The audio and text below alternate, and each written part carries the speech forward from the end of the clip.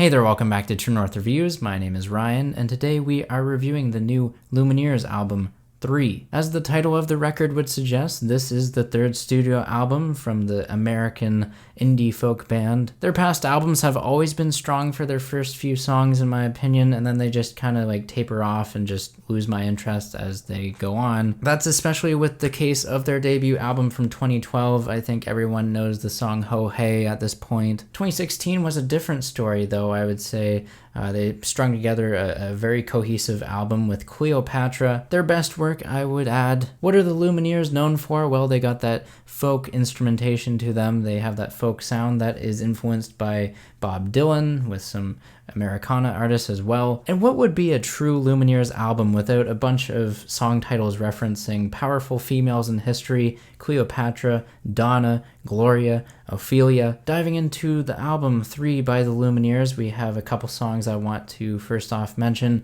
Donna and Leader of the Landslide, both of these have scales that are being laced throughout the tracks. And no, not the scales of reptiles, I'm talking about scales, musical scales. Both these tracks, Donna and Leader of the Landslide, work in these musical scales, and they kind of go in one ear and out the other. The tracks are forgettable outside of the scales. Life in the City is one of the great tracks I'd have to highlight on this album, along with It Wasn't Easy to Be Happy For You. The former of which, Life in the City, is a hypnotic piano ballad, and then the latter of those two is my favorite song on the album, It Wasn't Easy to Be Happy For You. I love how the chords change on this one so slightly. We have like the pinky being put on like the 5th fret, and then it like slides down to the 3rd. And then my concerns of a Lumineers album falling apart in the second half, it does come true with 3. Think of a track like Left for Denver that has blemished guitar playing. We can't even have like solid playing of the instruments on this record for some reason. Some might argue that this adds to the raw or live atmosphere, but I would just say that it's a sign that not enough takes were done in the studio to find the right take, the perfect one where you can actually play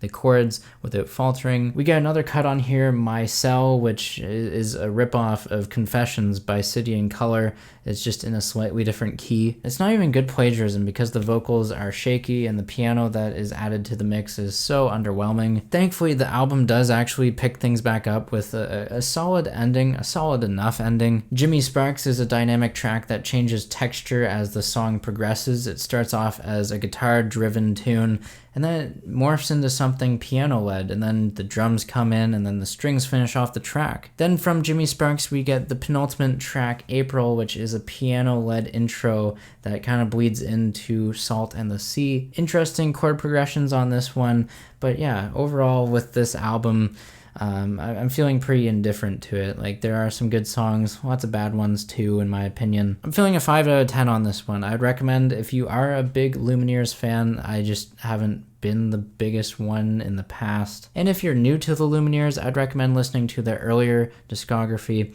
Yeah, this new record from them is kind of the same in some regards. But yeah, when I listen to this Lumineers record, I'm thinking more of like early City and Color and Strombellas. I'd recommend those artists, and yeah, I just get more out of those instead of this album here, unfortunately. And lucky for me, I didn't actually want to review the bonus tracks on this album from the Lumineers because I think we'd be looking at a negative review. So I'll leave it at that. I'll leave it at a 5. I don't want to rip it apart because this album, it does show glimpses of strong songwriting and just fun songs. Sound off down below in the comments. Let me know what you think of the Lumineers. Are they one of your favorite bands or artists? Leave a like, subscribe if you're new in town. Thanks for watching, and as always, have a rockin' day.